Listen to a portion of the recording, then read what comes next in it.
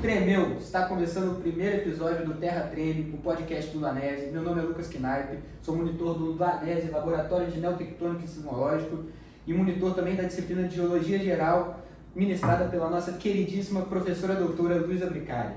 Estamos aqui com ela. E professora, né, começando aqui nosso primeiro episódio do Lanese, do podcast, eu queria saber como é que foi essa ideia, essa idealização de fazer esse podcast, trazer essa informação para a galera, como é que se deu isso? Então, primeiro eu queria agradecer, né, vocês aqui, a toda a equipe que está ajudando aí esse começo do podcast. Eu sou viciada em podcast, assisto bastante podcast, principalmente na época da pandemia, né, podcast estourou aí com muitos temas relevantes, né, principalmente do ponto de vista científico, que é uma coisa que eu gosto muito, e filosófico, são coisas que eu leio bastante. E eu assisto podcast todos os dias da minha vida, todos os dias, né? Durmo e acordo assistindo, dirijo, ouvindo podcast no Spotify, né? E assisto no YouTube quando eu posso também, nos momentos aí que eu consigo.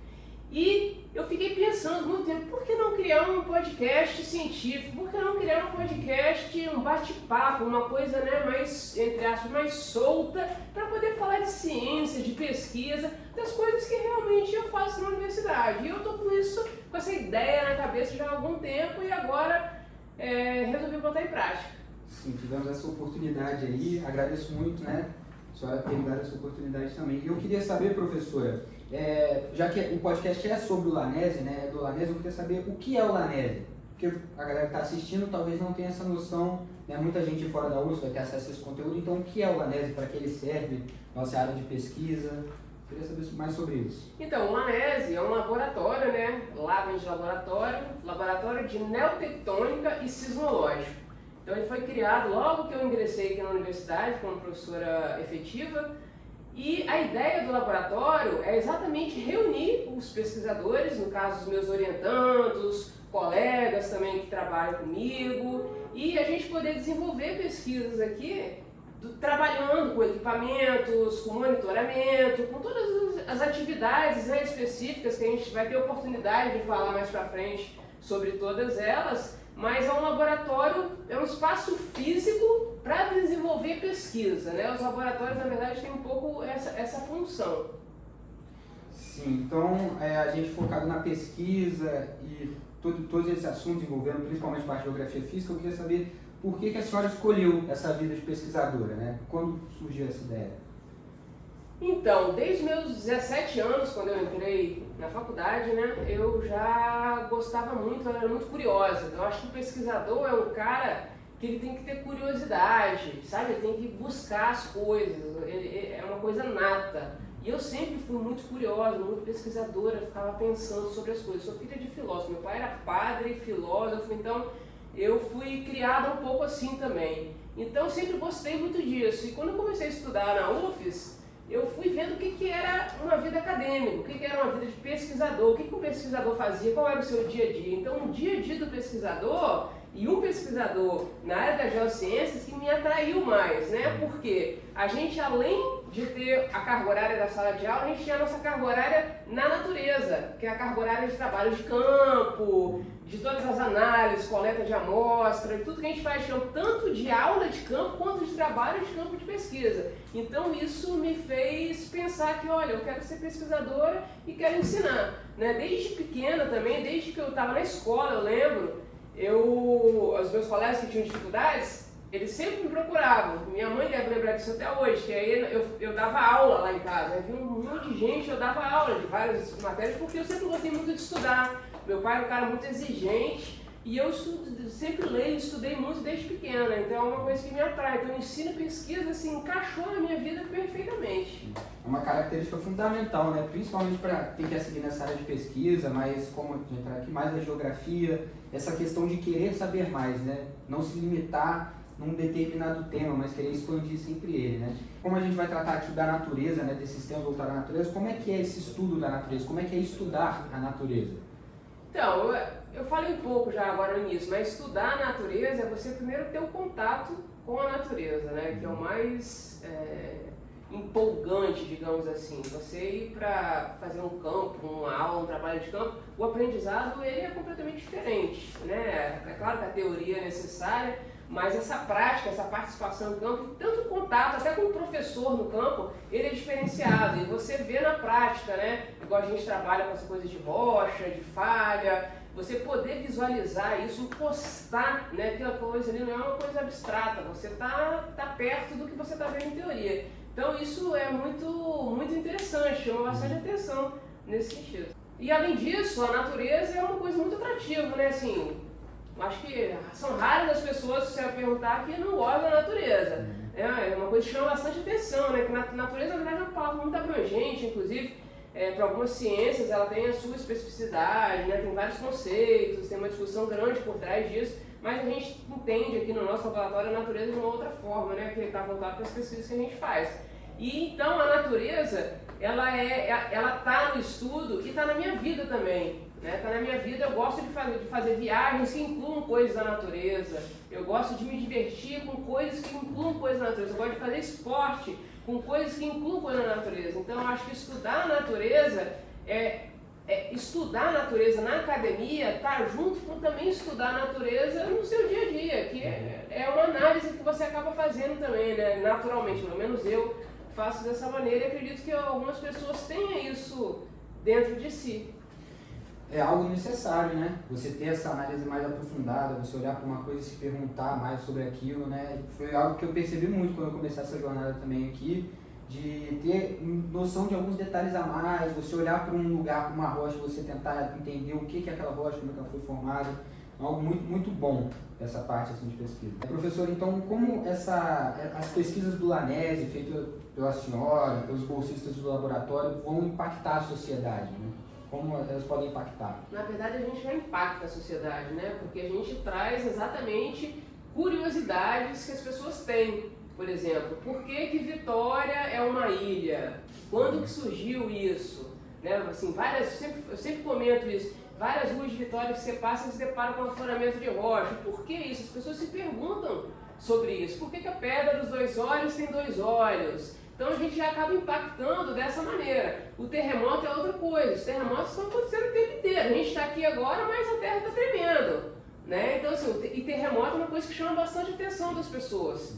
E acaba trazendo consequências ruins. Então a sociedade precisa saber, né, que existe, onde existe, por que existe, como controlar, se tem como em determinadas áreas ou não. E eu acho que a contribuição vai um pouco nesse sentido. Então, professora, quais são as pesquisas que estão sendo desenvolvidas atualmente pelo nosso laboratório? Então, nós temos várias pesquisas sendo desenvolvidas aqui, né? Temos 2 doutorandos, que é o Marcos e o Diego. O Diego é meu co-orientando de doutorado, ele foi meu orientando de mestrado e está trabalhando com GPR nas falhas nanotectônicas aqui no Espírito Santo. O Marcos está trabalhando com controle litoestrutural e tectônico também, e no estudo dos terremotos, o doutorado dele na região de Pancas, que é uma região maravilhosa que a gente tem no noroeste do estado do Espírito Santo. Quem não conhece, tiver a oportunidade, tem que ir a Pancas.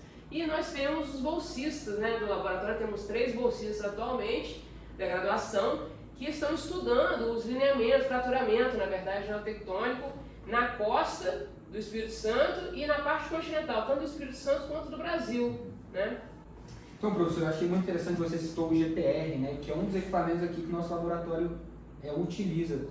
Senhora, aqui a gente tem alguns exemplos também, nós temos o microscópio aqui, o martelo, a bússola. Eu queria que você falasse um pouco mais sobre algum desses equipamentos aí que vem à mente, assim, para poder mostrar para o pessoal, né, quais são os equipamentos que nós utilizamos.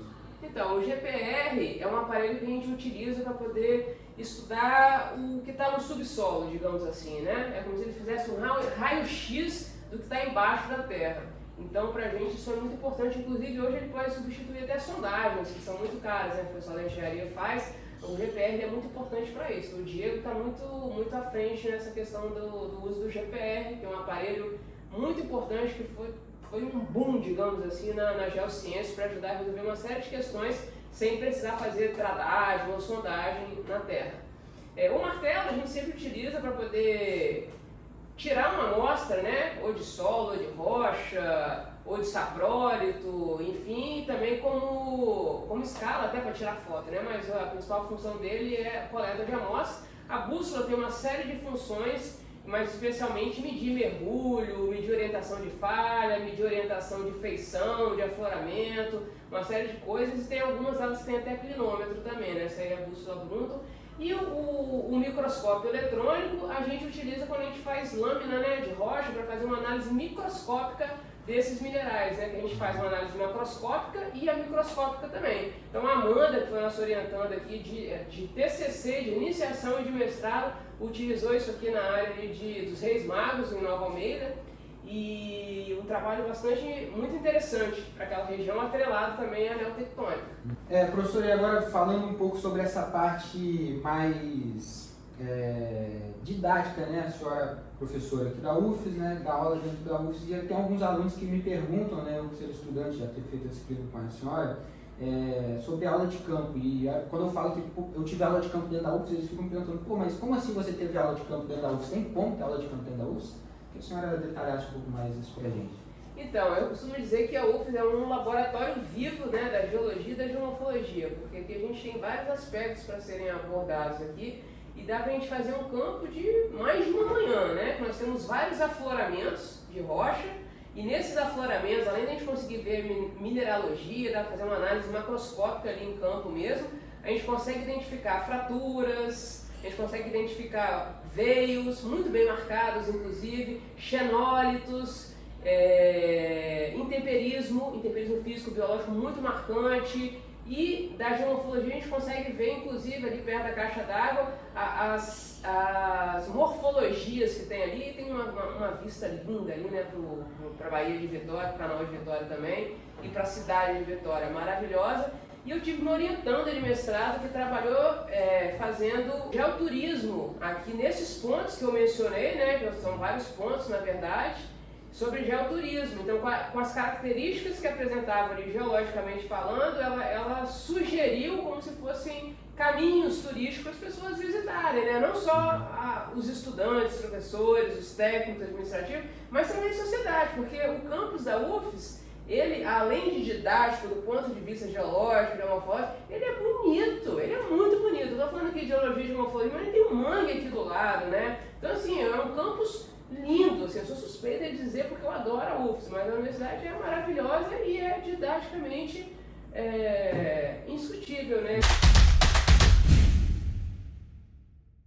Professora, eu queria agradecer essa oportunidade de estar aqui conduzindo o primeiro episódio do Terra Treino, nosso novo podcast do Lanese. Queria também pedir para a galera que está assistindo seguir nas redes sociais, vão estar todos aqui no link na descrição para vocês poderem dar um apoio moral. Compartilhem o podcast, o Instagram. Se tiverem perguntas também pertinentes a esses temas, sobre natureza, essas curiosidades, a gente vai estar aqui para responder. É isso. Mandem lá no direct do Instagram, nós vamos estar sempre lá querendo responder vocês, sanar essas curiosidades que sempre tem, né? Principalmente é um tema que não se vê muito na internet, nesse formato que a gente está fazendo aqui.